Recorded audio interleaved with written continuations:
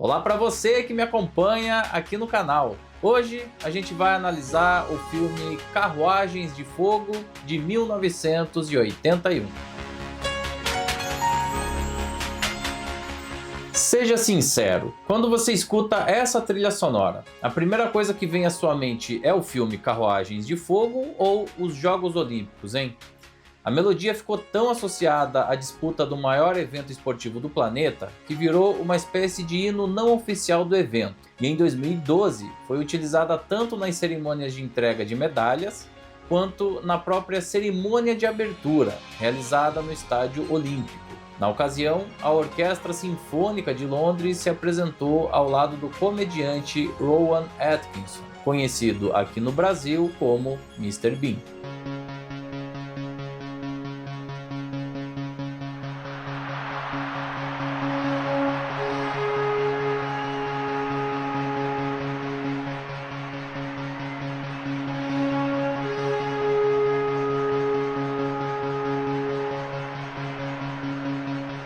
O responsável por essa, que é uma das trilhas mais icônicas da história do cinema, é o compositor grego Vangelis, nome artístico de Evangelos Odisseias Papathanassiou. Ele começou a carreira integrando bandas de rock e trabalhando em produções audiovisuais tanto no seu país de origem quanto na França, e algum tempo mais tarde na Inglaterra. O convite para fazer parte de Carruagens de Fogo veio do diretor do filme, Hugh Hudson, e o que torna essa composição tão única é a sua personalidade. Em uma época na qual dramas históricos eram todos orquestrados com uma roupagem clássica bastante cara, que demandava dezenas de músicos reunidos em um mesmo espaço, Vangelis gravou e finalizou tudo sozinho. Para isso, ele usou o seu próprio estúdio e um sintetizador da Yamaha, que gerou aquele som característico que serve de base para a faixa. Foi um trabalho moderno para a época que garantiu a ele tanto o Oscar de melhor trilha sonora original, quanto convites para outros projetos de grande relevância, como Desaparecido, Um Grande Mistério, e Blade Runner, O Caçador de Androides, de 1982, e 1492, A Conquista do Paraíso, que foi lançado em 1992. O álbum passou 97 semanas na lista Billboard 200, que ranqueia os trabalhos musicais mais populares dos Estados Unidos, e vendeu 3 milhões de cópias no primeiro ano, tornando-se a trilha instrumental mais vendida da história do cinema até o lançamento do filme Titanic no final dos anos 1990. O irônico é que ele chegou a afirmar muitos anos mais tarde, em uma entrevista concedida à TV Al Jazeera, que os efeitos colaterais desse sucesso aparentemente não foram assim tão favoráveis. I had the impression that by being successful, which unfortunately I've been, I will be able to do things that actually are different. But more successful you become, more prisoner you become to the system, because they don't allow you to do things. Success didn't buy you in your career more freedom? No, at the contrary. Carruagens de Fogo não estava nem entre os 3 maiores indicados ao Oscar em 1981 e concorria com filmes de peso como Reds, Os Caçadores da Arca Perdida e Num Lago Dourado, que já foram analisados aqui no canal, e que tinham ampla aceitação da crítica, além de excelente receptividade popular. Mas assim que foram abertos os envelopes da cerimônia, não só essa modesta produção inglesa garantiu 4 estatuetas, como cravou a categoria mais importante da noite, a de melhor filme. Algo que não era exatamente inédito, tendo em vista o histórico favorável do cinema inglês nos prêmios da Academia, mas ainda assim peculiar. Em uma época na qual os norte-americanos eram a maioria esmagadora dos votantes, nenhum dos grandes projetos de Hollywood saiu como amplo vitorioso. Mas esse filme tem um elemento poderoso para as plateias: personagens empáticos em busca de superação. Aquela ideia de que o sacrifício e a coragem moral te levam inevitavelmente à vitória apesar dos obstáculos, de que as adversidades fazem parte do processo e servem como um filtro dos verdadeiros merecedores pela renúncia e pela obstinação. O ser humano gosta dessas histórias, inclusive fora do terreno das artes. E tudo fica ainda mais sedimentado quando o que se vê nas telas encontra um espelho na vida real. No caso, a história dos atletas britânicos Eric Liddell e Harold Abrahams, que participaram dos Jogos Olímpicos de 1924, realizados em Paris. These coins represent the strides in your 100 meters. Have you got another 2 coins, Mr. Abrams? Well, maybe we can find them.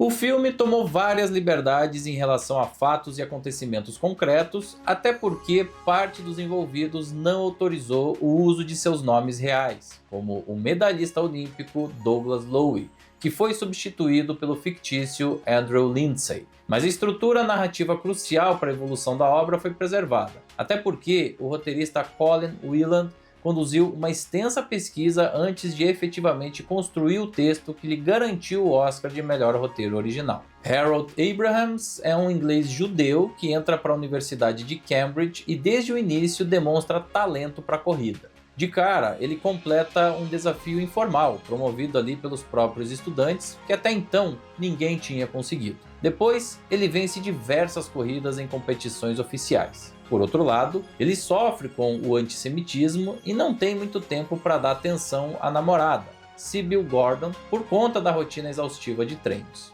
Eric Liddell nasceu na China, filho de missionários escoceses. Até por influência dos pais, ele é um cristão devoto, que corre para glorificar o nome de Deus, ainda que seja criticado pela irmã por seguir profissionalmente com a atividade. E na primeira vez que esses dois talentos se enfrentam nas pistas, melhor para Liddell. Oh, Mr. Abrams! Mr. Abrams! I can find you another 2 yards.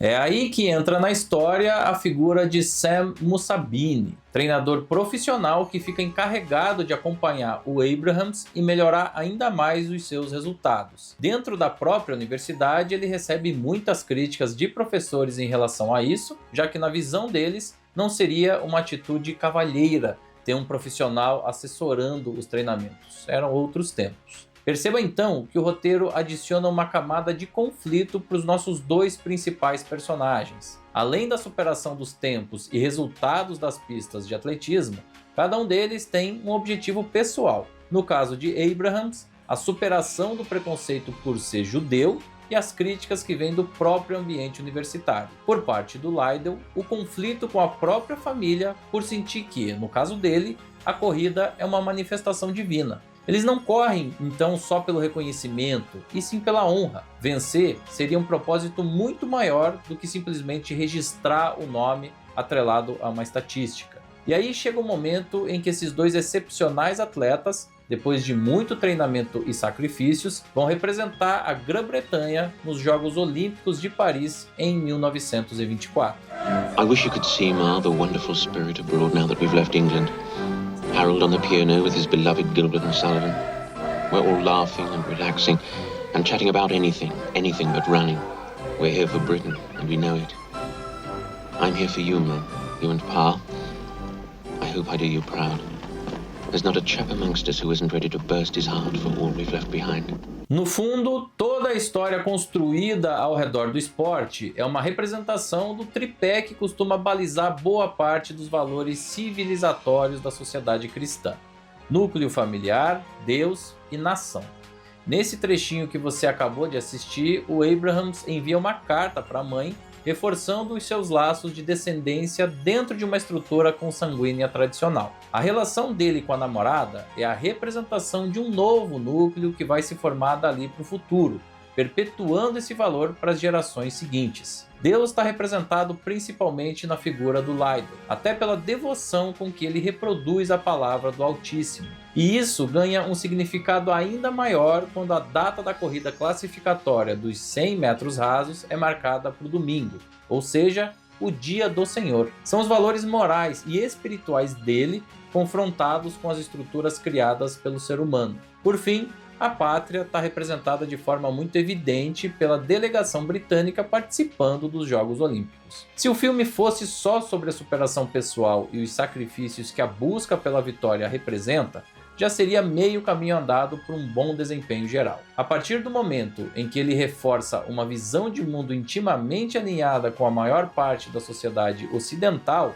e especialmente em uma época de tensão internacional por conta da Guerra Fria, ele se tornou imbatível. No fundo, esse é o grande segredo do sucesso, não apenas nas bilheterias internacionais, e inclusive nos Estados Unidos, como também na temporada de prêmios daquele contexto.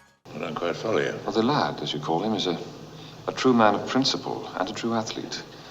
His speed is a mere extension of his life, its force. A premiere do filme aconteceu em março de 1981, lá na cidade de Londres. Em maio do mesmo ano, ele participou da mostra competitiva do Festival de Cannes e em setembro ele estreou nos cinemas norte-americanos, ficando assim elegível para o Oscar. As críticas foram majoritariamente positivas e mesmo as revisões contemporâneas seguem amplamente favoráveis. O diretor Hugh Hudson nunca tinha dirigido um filme de ficção anteriormente, o que ajuda a explicar uma decupagem mais bem comportada. É um trabalho correto e sem deslizes, mas sem grandes momentos por outro lado. Com exceção da sequência de abertura ali na praia e dos momentos de maior tensão na disputa das corridas oficiais, o filme não oferece muitas cenas memoráveis. Não existe um frescor artístico, uma vontade de ir além. Hudson foi indicado ao Oscar, mas não levou o prêmio para casa, assim como Ian Holm, lembrado pela Academia na categoria de melhor ator coadjuvante, e Terry Rawlings, na categoria de melhor montagem. Milena Canoneiro, por outro lado, foi reconhecida pelos figurinos. E o grande responsável pela viabilização de tudo foi o produtor britânico David Puttnam, que vinha crescendo na carreira desde o final dos anos 1960 e confirmou seu momento excepcional após o final da cerimônia que coroou Carruagens de Fogo como o melhor filme do ano. Acima de tudo, foi a habilidade dele para unir as diferentes peças, mesmo com um orçamento limitado, lá na casa dos 5,5 milhões de dólares, que transformou um pequeno filme independente em uma produção que entrou para a história do Oscar. I believe that God made me for a purpose, for China, but He also made me fast. And when I run, I feel His pleasure.